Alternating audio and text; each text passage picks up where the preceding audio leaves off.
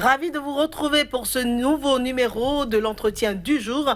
Aujourd'hui, nous allons nous intéresser à la jeunesse de l'Afrique et du monde. Nous allons nous intéresser à la francophonie, au développement. Et ce sera avec Esther Djossa. Elle co-préside le Parlement francophone, Parlement mondial, on peut le dire, francophone, depuis un an déjà. Et avec elle, nous parlerons donc de cette thématique-là. Alors, Madame Esther Djossa, bonjour. Bonjour, Madame Claire. Et ravi de vous recevoir sur SICA. En tout cas, vous êtes la coprésidente de ce Parlement depuis un an déjà.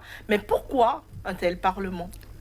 Alors, le Parlement francophone des jeunes au niveau mondial est une initiative des sommets des chefs d'État de la francophonie qui se sont retrouvés en 1999 à Moncton au Canada.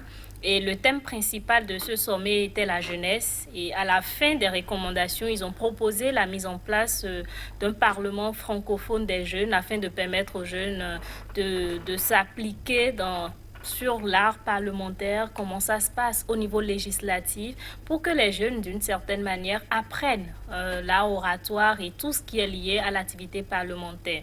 Mais la mise en œuvre de cette décision a été confiée à l'Assemblée parlementaire de la francophonie, donc il y a une institution partenaire à l'OIF, et donc grâce à qui on a installé en 2001 le premier Parlement francophone des jeunes. C'est ça. Alors, du coup, on en est à la 9e édition. Oui, bientôt. Nous avons été élus à la 8e édition en 2017. Donc, en 2019, précisément en juillet, on aura la 9e édition. C'est ça. Alors, justement, ce Parlement-là des jeunes, c'est quoi sa vision ? Alors, l'objectif principal du Parlement francophone des jeunes, c'est donner une éducation démocratique et parlementaire aux jeunes, donc permettre aux jeunes de savoir qu'est-ce que c'est que le Parlement, comment ça fonctionne, quel est le rôle du parlementaire dans la société et en tant que jeune, qu'est-ce que le jeune peut apporter à la démocratie, surtout en matière de solidarité, de liberté et tout ce qui va dans le sens des droits, du respect des droits de l'homme. C'est ça. Et c'est quoi le fonctionnement de ce Parlement ? Alors, le Parlement francophone des jeunes, comme je le disais, est au niveau mondial et donc le Parlement est composé des jeunes des différents pays membres de la francophonie. Et au total, c'est 2 jeunes qu'on envoie par pays et qui se réunissent à l'édition qu'on organise. Et pour l'édition 2017, c'était plus de 84 jeunes donc venus des pays membres de la francophonie. Même les pays qui n'ont pas le français en commun, mais quand même qui partagent les valeurs de la francophonie et qui y sont membres, un peu comme le Vietnam et autres. Donc, eux aussi, ils sont membres de ce Parlement. Et quand on se réunit, on fait l'élection, on élit 2 personnes pour pouvoir diriger le Parlement pendant 2 ans. Et moi, j'ai été élue avec un Canadien, Yuka Etienne. C'est ça. Alors, c'est quoi les défis de ce poste-là que vous occupez, ou plutôt les défis que vous rencontrez au cours de votre mandat ? Vous avez un mandat de 2 années. Oui. Alors, c'est quoi les défis que vous rencontrez ? Alors, le premier défi, c'est comment rendre très opérationnel le Parlement francophone des jeunes. Comme je l'ai dit, c'est une initiative des chefs d'État. Ils ont pensé, ils l'ont mis en place, mais c'est aux jeunes, à nous-mêmes, de travailler à institutionnaliser le Parlement de sorte que le Parlement soit vraiment reconnu. En principe, l'idée a germé du haut. Ça aurait pu germer du bas dans le genre que tous les pays aient d'abord des parlements nationaux de jeunes qui envoient des membres au niveau du Parlement francophone des jeunes et donc il y aura une relation entre le Parlement francophone des jeunes et les parlements nationaux de jeunes. Mais aujourd'hui, on n'en est pas encore là parce qu'en installant le Parlement francophone des jeunes aussi, c'était pour susciter beaucoup plus les États à installer les parlements nationaux de jeunes. D'une certaine manière, cela a pris parce que le Bénin a eu à installer son Parlement en 2014, si je ne me trompe. Il y a également la Guinée-Bissau, donc qui se prépare à installer son Parlement des jeunes. Le Sénégal également se prépare à installer son Parlement des jeunes. Du coup, le grand défi actuellement, c'est de travailler à répertorier tous les pays qui ont déjà des parlements nationaux de jeunes et de rester en contact avec eux. Le second défi également, c'est de travailler à la mise en place d'un Parlement des jeunes au niveau Afrique. Quand nous regardons un peu, l'Amérique a un Parlement des jeunes au niveau Amérique. l'Europe également. Donc, ils ont des simulations parlementaires une fois l'an, donc au niveau de leur continent. Mais en Afrique, ce n'est pas encore d'actualité. Et donc, les décisions prochaines du Parlement francophone des jeunes, parce que le Parlement se tient au même moment que l'Assemblée parlementaire de la francophonie, donc qui réunit les députés des pays. Et nous espérons, puisque cela aura lieu cette année en Côte d'Ivoire, donc, nous espérons pouvoir plaider pour que le Parlement francophone niveau Afrique commence par cette édition. Mais ça reste une doléance encore. En tout cas. Mais on en est à la 9e édition et depuis la naissance de ce Parlement-là, qu'est-ce qu'il a apporté? Qu'est-ce qui a changé? Comment est-ce qu'on peut quantifier ou plutôt évaluer la contribution de ce Parlement au développement des nations? Alors, je peux dire que ce Parlement a apporté beaucoup aux jeunes, dans la mesure où beaucoup de jeunes qui ont quand même participé à ces simulations parlementaires, par la suite, pour certains, se sont engagés en politique, ils ont vu leurs convictions, ils ont amélioré leurs convictions, ils sont députés aujourd'hui, certains, je peux citer au moins 2 ou 3, Quentin de la Suisse, et bien d'autres quand même, qui sont rentrés en politique, qui sont aujourd'hui députés. Donc, ils sont partis du Parlement francophone des jeunes pour devenir aujourd'hui députés élus de leur pays. En dehors de ça, le Parlement des jeunes a permis aussi à d'autres jeunes de conforter leur position dans la défense aux côtés de la société civile. Et donc aujourd'hui, ils sont très engagés sur tous les fronts. Ils ont des initiatives pour la protection des droits de l'homme et surtout pour aider le peuple à savoir le rôle que doit jouer le député et comment faire pour lui demander des comptes. Également, grâce au Parlement, d'autres également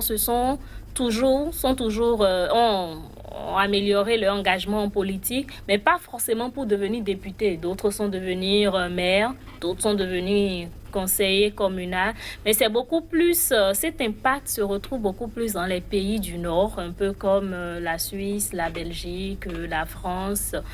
En Afrique, il faut dire que les jeunes essaient, tant bien que mal, à l'issue de leur expérience au Parlement francophone des jeunes, de s'améliorer, de travailler d'entrer peut-être en politique ou sur l'arène de la société civile, mais ce n'est pas encore tout à fait ça.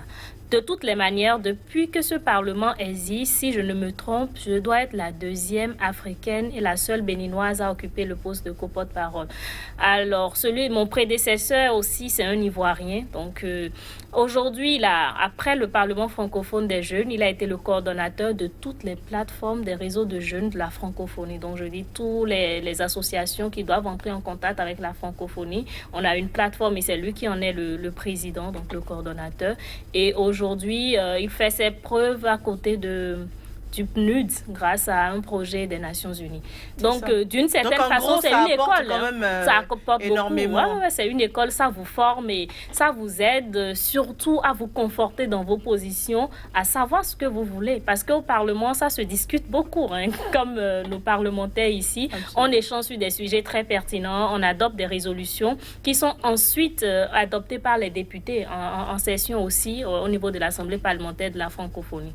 C'est ça. Il y a aussi le volontariat. Je ne sais pas si au niveau du Parlement, vous encouragez, vous parlez beaucoup du volontariat, qui est aussi une valeur à promouvoir au sein de la jeunesse pour savoir contribuer d'accord, au développement social et à tous les niveaux de son pays. Absolument. Je crois pour l'édition 2017, nous sommes répartis en commissions, un peu comme à l'Assemblée nationale, à la différence que nous avons 4 commissions politiques, éducation, affaires sociales et puis numériques. Et donc, au niveau de nos commissions, nous débattons sur différents thèmes et je crois que ce thème a été aussi le thème d'une des commissions qui a même débouché sur une résolution où on demandait à la francophonie de travailler à la réduction des difficultés d'accès aux frontières, donc de réduire les procédures de visa pour permettre aux jeunes de faire du volontariat et surtout de quitter les pays du Sud pour les pays du Nord pour aller servir parce que c'est le contraire que nous observons généralement.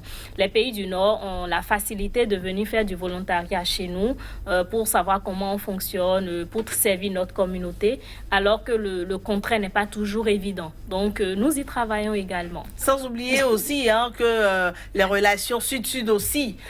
Nous avons des pays africains, pas forcément du Nord, mais nous avons aussi des pays du Sud où il y a beaucoup de choses à apprendre, où les échanges sont très importants entre jeunes. Oui, ça se fait. Je crois que la collaboration sud-sud est un peu moins difficile que la collaboration nord-sud. C'est pourquoi nous, dans Sud-nord. Sud-nord plutôt, c'est pourquoi dans notre recommandation, on avait mis l'accent là-dessus.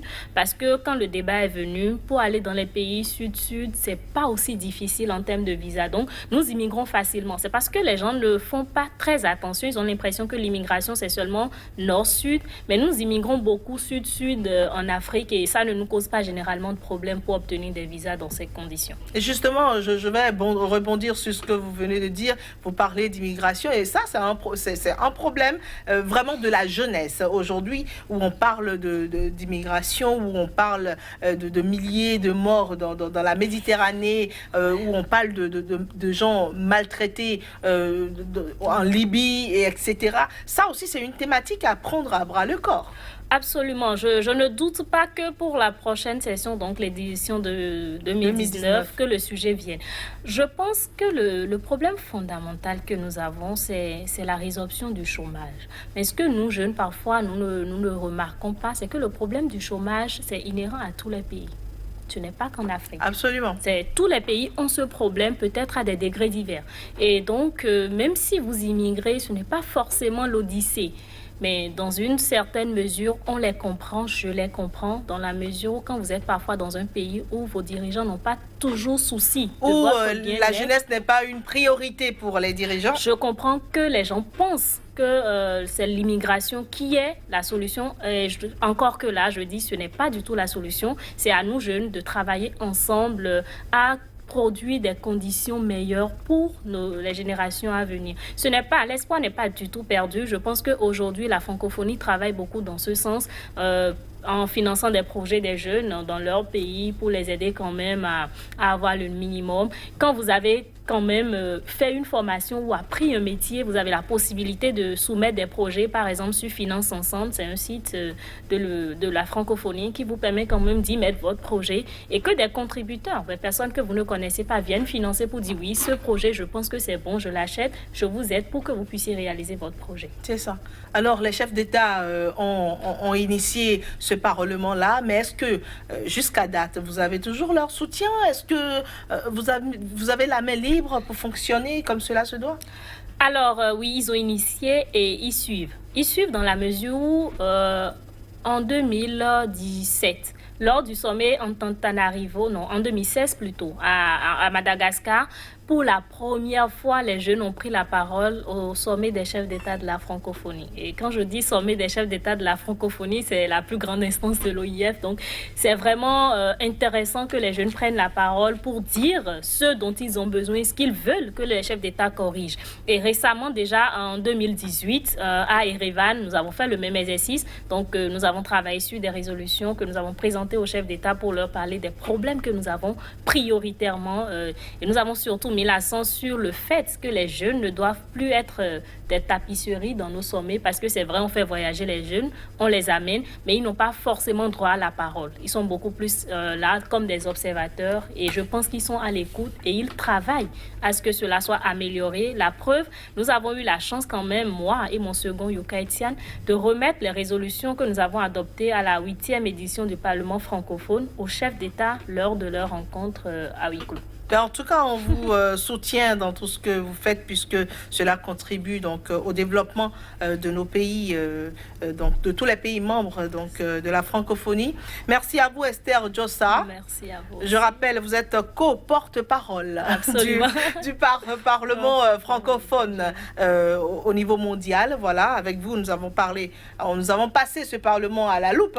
Nous avons parlé développement jeunesse. Merci d'avoir accepté de répondre à nos questions. Un plaisir et je profite pour dire que les candidatures sont déjà lancées pour la prochaine édition du Parlement francophone. C'est sûr que ce n'est pas tombé dans les oreilles de sourds. Allez, au revoir et merci pour votre attention. Merci.